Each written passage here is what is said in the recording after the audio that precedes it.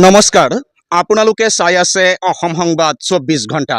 আজি আমি অসম সংবাদ 24 ঘণ্টায় আহি উপস্থিত হৈছোঁ ঢেকিয়াজুলিৰ বিদ্যুৎ উপসংমণ্ডল 2ৰ কাৰ্যালয়ত। আৰু ঢেকিয়াজুলি বিদ্যুৎ উপসংমণ্ডল 2ৰ কাৰ্যালয়ৰ অধীনস্থ একাংশ গ্ৰাহকে এতিয়া বিদ্যুৎ বিলৰ ক্ষেত্ৰত ভুগিছে হাৰাশাস্তি। আৰু এই গ্ৰাহকসকল আজি ন্যায় বিচাৰি আহিছে। ইয়াত আমি দেখুৱাই আছোঁ সামগ্ৰিক পৰিৱেশ। এয়া হৈছে ঢেকিয়াজুলি বিদ্যুৎ উপসংমণ্ডলৰ 2ৰ কাৰ্যালয়। আৰু ইয়াতে বিদ্যুৎ গ্ৰাহকসকলে এতিয়া হাৰাশাস্তি পাইছে। বহুতো বিদ্যুৎ গ্ৰাহকে তেখেতলোকৰ যিখিনি বিদ্যুতৰ মাচুল হ'ব নালাগিছিল, বিল হ'ব নালাগিছিল, তাতকৈ অধিক বিল আহিছে তেখেতলোকৰ পৰিয়াললৈ।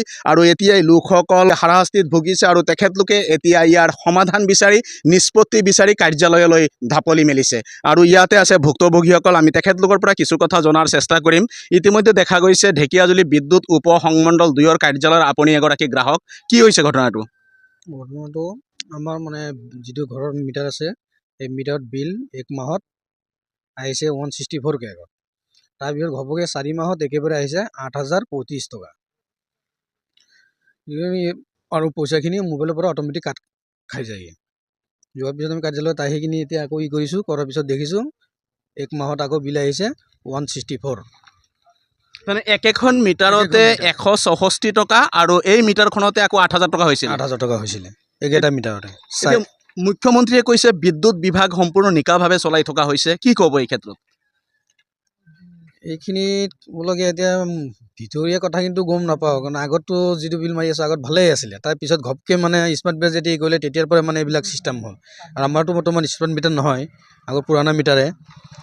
সেইটো মিটাৰটো ইয়াত চেক কৰাৰ পিছত ইয়াত কৈছে মিটাৰ ঠিকেই আছে, ইউনিটবিলাক মাইনাছ হোৱা নাই কাৰণে এনেকুৱা হৈ আছে। এতিয়া ইউনিট যে মাইনাছ হোৱা নাই, এই কামৰ কাৰণে দায়ী কোন? এই কামৰ কাৰণে বিদ্যুৎ বিভাগৰ মানুহ দায়ী হ'ব। এতিয়া কি আহ্বান জনাব মুখ্যমন্ত্ৰীক? মুখ্যমন্ত্ৰীক কওঁ যে যিটো আপোনাৰ কাৰ্যালয়ৰ মানুহবিলাক আছে, সিহঁতে কামৰ কাৰণে যাতে ভালকৈ দেখা শুনা কৰে, সেইখিনি মুখ্যমন্ত্ৰীৰ ওচৰত আমি প্ৰাৰ্থনা কৰিলোঁ যে ভালকৈ যাতে দেখা শুনা কৰি সিহঁতে ভালকৈ যাতে ছাৰ্ভিচটো দিব পাৰে। গৈ কিনি চাব লাগে গাঁৱে গাঁৱে ক'ত মিটাৰত কেনেকুৱা প্ৰব্লেম হৈ আছে, সেইখিনি চোৱাৰ পিছত সিহঁতে যাতে বিলবিলাক ওলাই দিয়ে। আপুনি ভুক্তভোগী, মুখ্যমন্ত্ৰীক কি আহ্বান জনাব? সেইটোৱে আমি যোনটো ক'লে ডাঙৰ দাদা, সেইখিনি আমাৰ জনোৱা আছিল। তদন্ত লাগে, এইটো তদন্ত লাগে।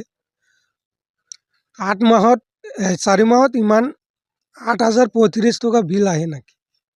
হয়, ইতিমধ্যে শুনিলে। এতিয়া আজি নিৰুপায় হৈ পৰিছে বিদ্যুৎ গ্ৰাহকসকল, কিয়নো যি সময়ত এটা পৰিয়ালৰ মাহেকত একেখন মিটাৰতে মাত্ৰ 164 টকা বিদ্যুতৰ বিল আহে আৰু এই পৰিয়ালটোকে 4 মাহত 8,035 টকা বিল পঠাই দিয়া হৈছে আৰু এই বিল অটোকাট কৰি লৈ লোৱা হৈছে।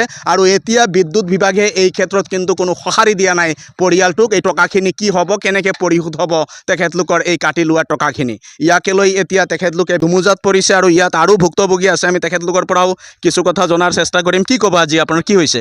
হয়, মোৰ পুৰণা মিটাৰ আছিলে, তাত আপোনাৰ 70 টকা 80 টকা মাহত আহিছিলে বিলটো। আৰু মোৰ নতুন মিটাৰ লগোৱাৰ লগে লগে 15 দিনত প্ৰায় আপোনাৰ 2100 টকা আহি গ'ল বিলটো। সেইকাৰণে মই আহিছিলোঁ, যোৱা সপ্তাহ আহিছিলোঁ, ইয়াতে কোনো কাম হোৱা নাই। আজিও আহিছোঁ, আজিও তেখেতে কৈছে মানুহ চেক কৰিব পঠোৱা হ'ব। কিন্তু এই বিলটো যি আৰত আহিছে 15 দিনত, মই তেতিয়া ঘৰতে নাছিলোঁ বিগত কেইমাহমান।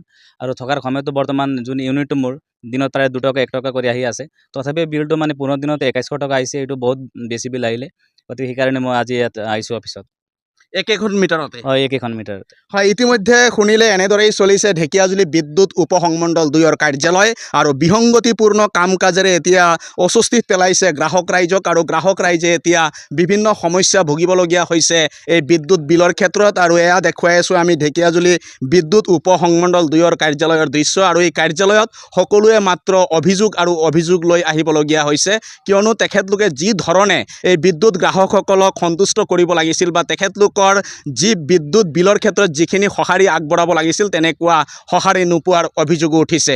আৰু এই ক্ষেত্ৰত মুখ্যমন্ত্ৰীলৈ আমাৰ পোনপটীয়া প্ৰশ্ন, কি হ'ব ব্যৱস্থা, আৰু ব্যৱস্থা ল'বনে এইসকল বিষয়া কৰ্মচাৰীৰ ওপৰত, তাৰে আহ্বান জনাই সকলোৱে অসম সংবাদ 24 ঘণ্টা চাই থোৱাৰ কাৰণে মই প্ৰশান্ত বৈশ্যই ঢেকিয়াজুলিৰ বিদ্যুৎ উপসংমণ্ডল 2ৰ কাৰ্যালয়ৰ পৰাই সকলোলৈ অভিবাদন জ্ঞাপন কৰিছোঁ।